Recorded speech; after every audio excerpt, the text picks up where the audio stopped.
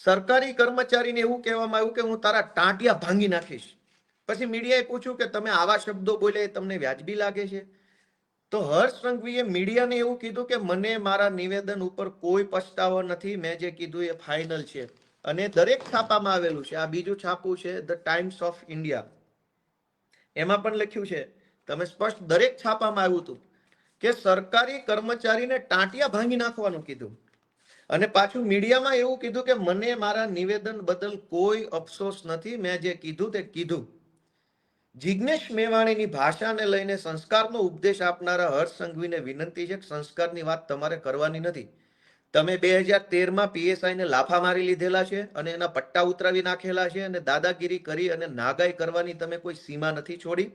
પીઆઈઓની બદલી કરાવી નાખેલી છે, તપાસ બોગસ કરાવડાવી છે અને તમે નિર્દોષ છૂટી જાવ એવા તમામ ષડયંત્રો પોલીસને અને અધિકારીને હાથો બનાવીને કરી ચૂક્યા છો. સંસ્કારની વાત તો બિલકુલ કરવી જ નહીં. બીજું કે તમે સરકારી સિવિલ હોસ્પિટલમાં જઈ અને સરકારી માણસોને ટાંટિયા તોડી નાખવાની ધમકી આપી ચૂક્યા છો, એટલે સંસ્કારની વાત તો તમારે કરવાની થતી નથી. અને જિગ્નેશ મેવાણીએ એવું નથી કીધું ટાંટિયા ભાંગી નાખીશું કે આમ કરી નાખીશું તેમ કરી નાખશું.